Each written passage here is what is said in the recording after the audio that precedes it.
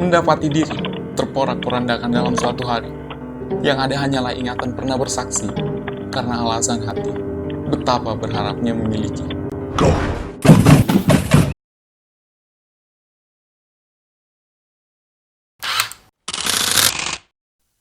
Sempat disinyalir sebagai awal yang baik, dan sebagai permulaan dari awal kisah indah dalam upaya menantang terjalnya dunia. Perasaan yang berpendirian muncul sebagai hadiah pertemuan, dan diberkati begitu mewahnya tatapan, yang seakan menggariskan markah cinta dari balik senyuman manja. Sampai-sampai hati mengapresiasi senyuman itu dengan menggantungkan rasa padanya. Tergagaslah keinginan masa depan untuk hidup bersama, berdua, berdampingan, diselingi mesra yang akan membuat iri siapapun yang menyaksikan. Akhir cerita, perasaan ini harus dipaksa melupakan, karena disuguhkan alasan yang tidak dapat digugat, dan itu adalah friendly.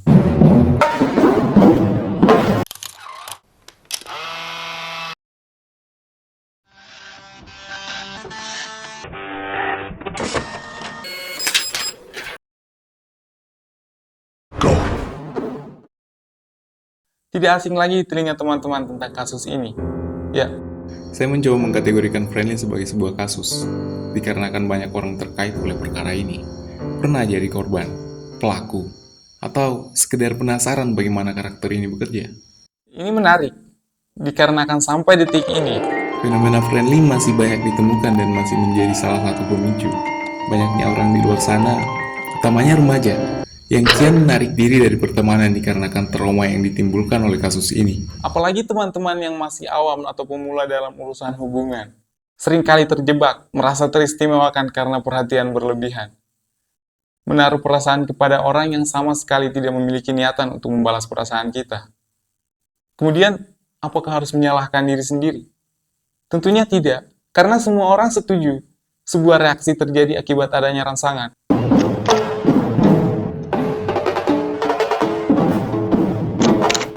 Dalam hal percintaan, saya yakin teman-teman yang tulus dalam menyayangi akan merasakan sakit hati jika dikecewakan. Begini, semua orang setuju tentang sinyal yang dipancarkan lewat perilaku atau semacamnya. Jadi, bisa kita artikan ini sebuah sinyal. Entah itu didapatkan dari bagaimana cara dia memperlakukan, atau apapun itu yang erat kaitannya dengan percintaan.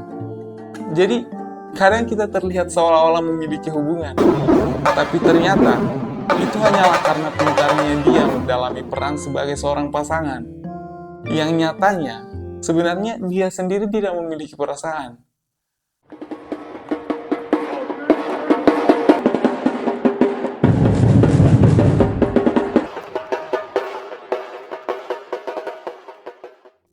Nah, di fase itu, kadang kita dengan mudahnya menyimpulkan semua bentuk perhatian yang dia berikan sebagai bentuk pendekatan.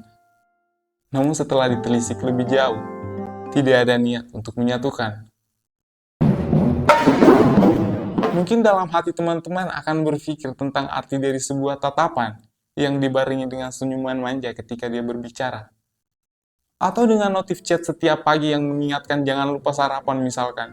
Dan sudah menjadi alarm langganan dan mungkin akan menjadi salah satu alasan untuk tidak begadang. Jadi dampak positifnya ada. Tapi setuju tidak kalau saya mengatakan dampak positif itulah yang kemudian menimbulkan harapan? Atau mempertanyakan tentang arti dari sentuhan lembut tangan yang pada hakikatnya berarti pendekatan. Jadi sampai di sini sudah ada gambaran untuk menjalin ikatan. Namun masalahnya, ketika itu tidak berarti istimewa untuk dia. Kemudian, dia menganggap itu hal yang lumrah terjadi di antara pertemanan. Dan lebih parahnya lagi, ketika dia mengatakan perasaan akan menghancurkan pertemanan.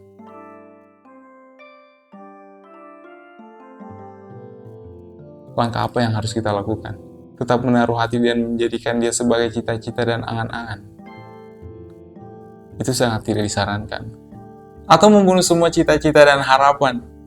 Karena yang lebih penting adalah menjalin silaturahmi, mencoba berteman kembali tanpa adanya sebuah harapan. Ya, itu positif, tapi bisa jadi itu merupakan sebuah tantangan dan saya yakin akan sangat berat untuk dilakukan. Melupakan, pergi, menghilang. Ya, intinya semua ingatan bahagia itu harus dilupakan.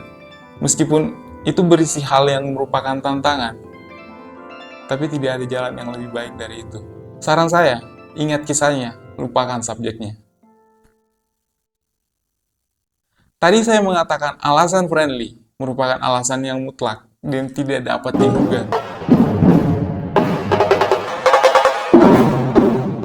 Ya, karena ketika teman-teman mencoba mempertanyakan tentang arti dari sebuah rangsangan yang menyebabkan reaksi itu, atau sampai mempertanyakan kenapa harus ada romantis jika tidak ada niat untuk menjadi pendamping, jawabannya simpel. Friendly merupakan karakter yang menunjukkan kepribadian seseorang yang berarti ramah. Siapa yang dapat mempermasalahkan ketika mereka mengaku itu karakter mereka? Dan dari definisinya, ramah merupakan karakter yang baik. Jadi sekalipun kita menuntut pertanggungjawaban atas perkara yang dia sebabkan, kita tidak bisa berbicara banyak. Karena kembali lagi, karakter merupakan sifat batin yang membedakan setiap orang. Jadi ini sudah menjadi pembeda khas setiap manusia. Nah, sampai di sini, masalah umumnya adalah ketika itu benar-benar terjadi, yang tersisa hanyalah penyesalan. Menyesal karena telah menaruh hati kepada orang yang salah. Menyesal karena telah memulai segalanya. Menyesal karena betapa labilnya hati dalam menaruh harapan.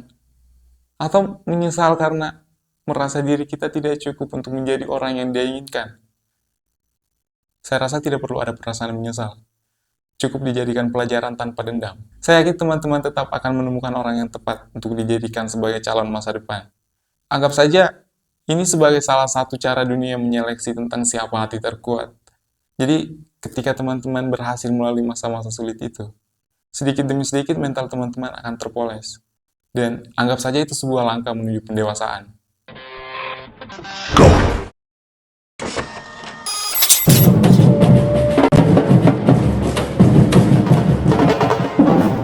Menyesal itu manusiawi, karena monyet tidak pernah mengaku menyesal. Cobalah konsolidasi dengan diri sendiri. Semoga besok berawal baik. Friendly musim 2. Kita akan mencoba membuka fakta tentang friendly itu apa. Apakah friendly hanyalah dijadikan alasan untuk berlindung di balik dalih pertemanan? Dan mungkin kebanyakan dari mereka tidak benar-benar ramah. Atau mungkin semua pendekatan yang dia berikan itu adalah proses penyeleksian untuk mendapatkan orang yang dia idamkan sempurna.